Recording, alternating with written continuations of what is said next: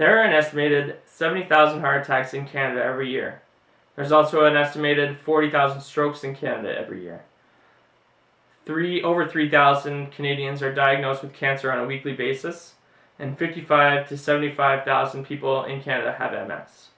I pulled these numbers from Canada Life's website because I thought it would be important to show you guys that these things do happen, and it's very likely that somebody you know or you are going to have to go through one of these 4 diseases.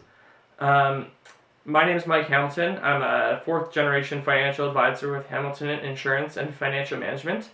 I'm here to tell you a little bit about critical illness insurance and why it's important to you to have it. You've all seen fundraising out there for somebody on Facebook whose family member or friend is going through cancer or something like that, and they're fundraising because they can't afford to be off work, or they can't afford to go through the treatment, or they can't afford the medication.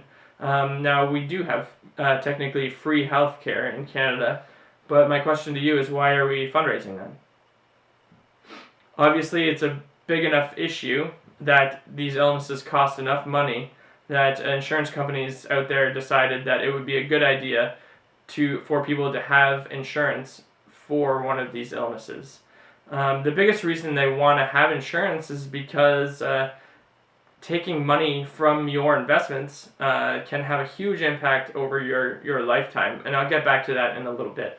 First, I want to tell you a little bit about what critical illness insurance is. It's an insurance kind of like life insurance where if you get one of these 24 or 21 illnesses, depending on the company you're dealing with, and I'll show you the one from Manulife right now. If you get one of these diseases or have one of these illnesses, then they'll pay out a lump sum to you. So let's say it's $50,000. You go with Manulife, and all of a sudden you become deaf, out of nowhere, deaf.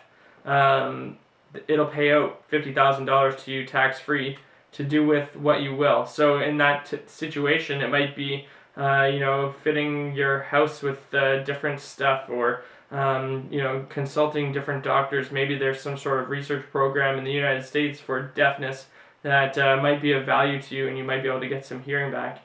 Having some money on hand would be definitely beneficial to you to be able to do those types of things.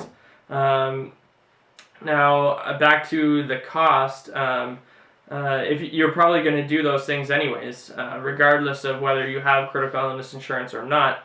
So I want to show you a little bit about how taking money out of an RSP can affect your overall financial future.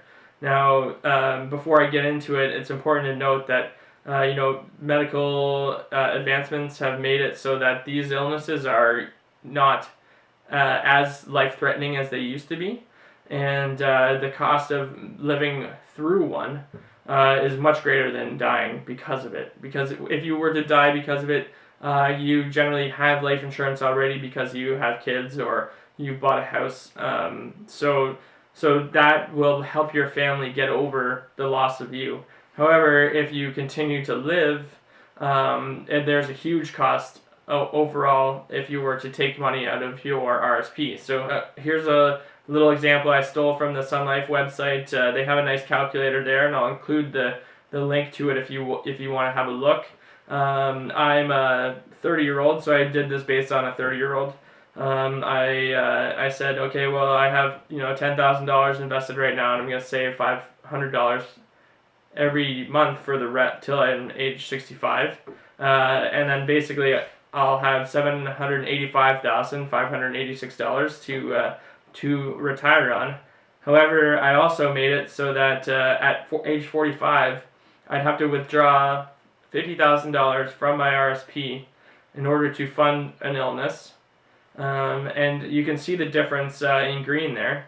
Basically, the yellow goes up, and then all of a sudden it drops a little bit, and then the green is what you would, if you had not taken the money out, what you would make, and if you did take the money out, what you would make. So as you can see, it kind of decreases the $50,000, and then over time you're never going to make up as much as you took out.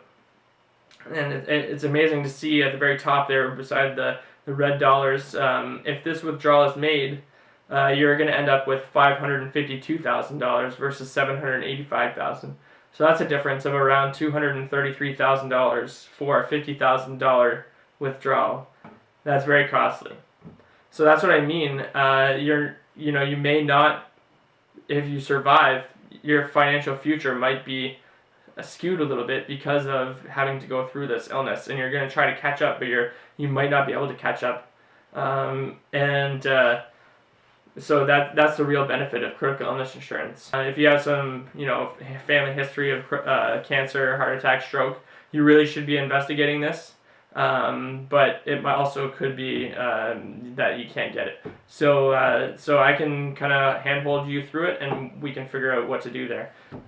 So Mike Hamilton, 4th generation financial advisor, Hamilton Insurance and Financial Management. Solid advice for generations. Thanks a lot.